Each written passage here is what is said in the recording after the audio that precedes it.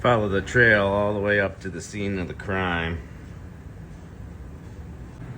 Gotta love these little hold down brackets in the rust belt, right guys?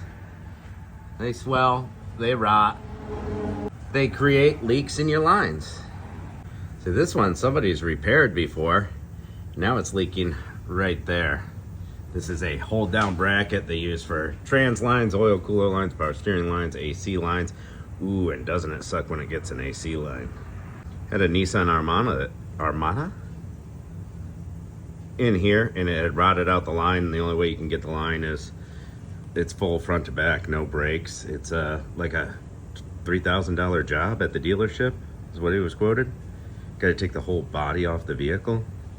Well, because of a rusty hold down clamp. Well, I ended up capping off his rear AC for him. That's what he wanted to do.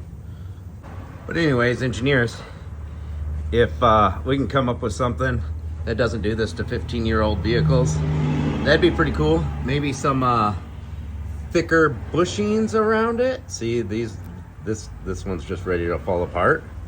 Or maybe some stainless steel or something. Yeah, let's all do better. Oh yeah, right there, you can see it. The bushing.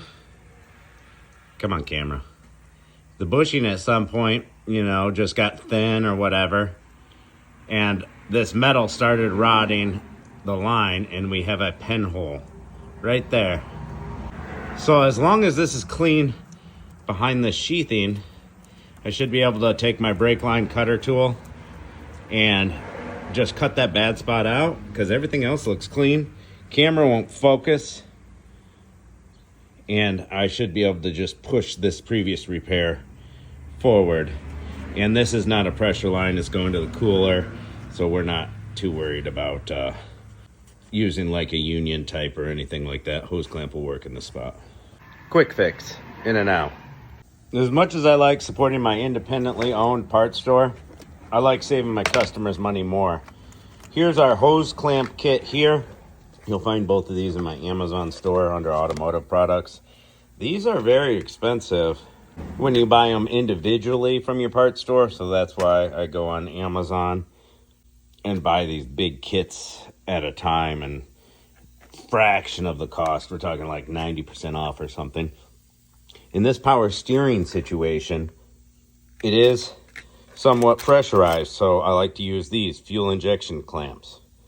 These have their places, but I love fuel injection clamps. So that's what we're going to go with this repair. If you didn't know about fuel injection clamps, now you do. They tighten down a lot more securely, in my opinion. See how this had a lip on it? Yeah, so I definitely want to use the fuel injection so it clamps tighter. When in doubt, use 2, and we could see where the rubber had worn out over the years, started contacting the line, and created that rust. And I just cut it right down the clamp on 2 sides, peeled it open. See, right here. We'll be able to put this line back up around here and zip tie it up. Look at the quality of steel they made this bracket out of, almost like they wanted it to rust.